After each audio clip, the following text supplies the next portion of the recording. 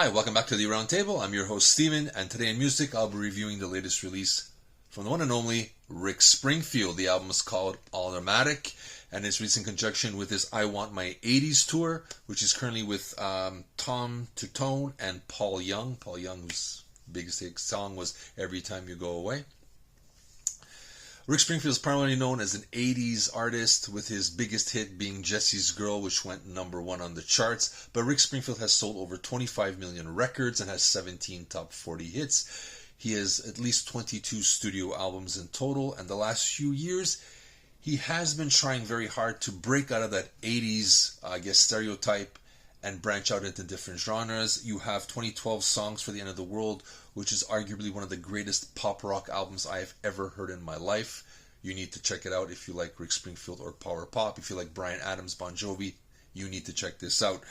Then he's got the 2016 Rocket Science, which is him dabbling in country or new country. And then you have 2018's The Snake King, which was kind of a blues type album. So now he's come out with his I Want My 80s tour, and he announced he's releasing an album. There were 3 singles released right away: Exit Wound, She Walks with the Angels, and Automatic. Automatic sounded kind of 80s to me. Exit Wound reminded me very much of Jesse's Girl. So being a longtime fan, and I believe he's literally one of the most underrated power pop guys in the music business today, I was very curious what other genre he's going to tackle on the next album. So, picking this up, I'm convinced that Rick Springfield has found the DeLorean in Back to the Future and went back and brought his 80s back with him, his 80s mojo. It's got the synthesizers, the drum machines, the horns, the backup vocalists, the riffs, the catchy choruses that he's been known for and was his bread and butter in the 80s.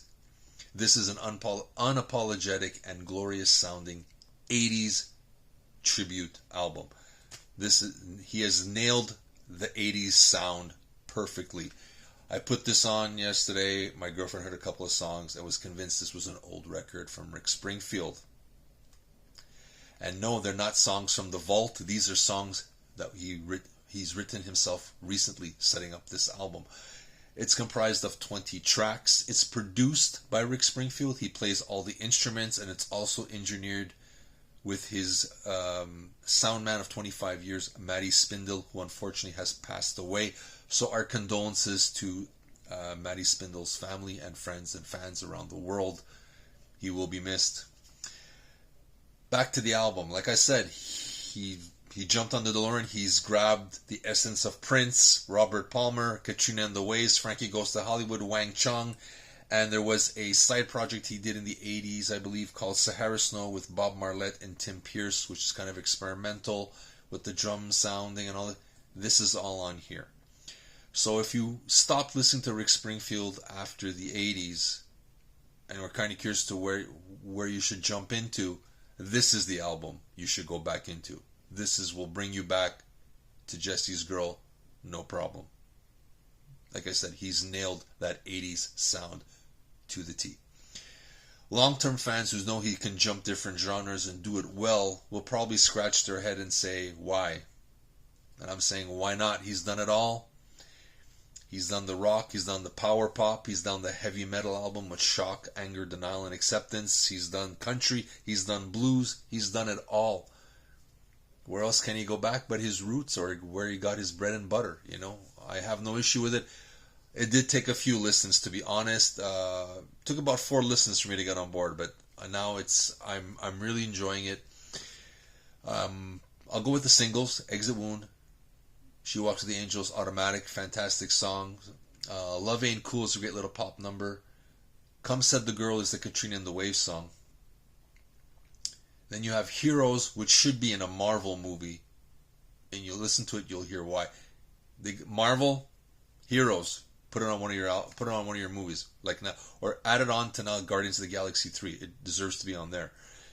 Fake It Till You Make It is kind of cute. Neutron Star is a great rocker. Make Your Move is a beautiful, tender ballad. And then We Are Eternal is a great, uplifting album closer. All in all, great record. Didn't think I was going to get into it. It took a few listens, like I said, because I'm so used to him jumping different genres. I wasn't expecting him to go back to his 80s or just 80s sound. He says it's a mix between Working Class Dog and his Tao album, or Tao album. I say Tao. Kind of there, but I still think he has that Sahara Snow in there. If you ever heard of that, that's in there.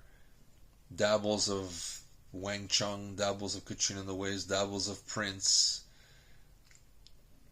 80s. It's got, like I said, the horns, the drum machines, the guitar riffs, the choruses, the backing vocals, the female backing vocals from the 80s.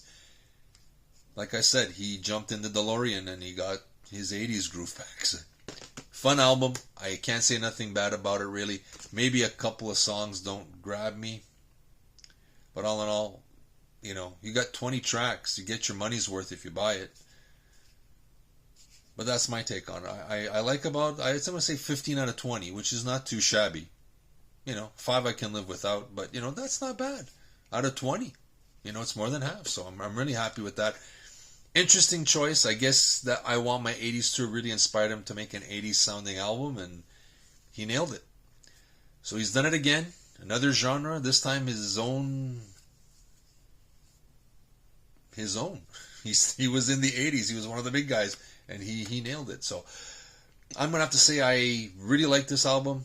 You should listen to it. Like I said, if you drifted off after the 80s, this is the one you should jump back into. If you're a longtime fan like me, you're going to scratch your head a couple of times and go like, "What? Why did he do this?" But then again, it's I Want My 80s Tour. What else kind of album would he have made, right? He's not going to make another country album. So this is Steve from the Aroundtable saying, I like Automatic from Rick Springfield. Go out and get it or stream it. Listen to it. Let me know what you think. Tell me what songs you like. Tell me what Rick Springfield albums do you have. Do you like him? Do you not like him? I think he's one of the most underrated power pop guys in the business, but that's my take. Let me know what you think about it. Love to hear from you. We would really appreciate it if you would hit that like button and subscribe. It would mean the world to us. This is Steven, once again, from the Roundtable, endorsing and recommending Automatic from the one and only Power Pop King, Rick Springfield. Take care, guys.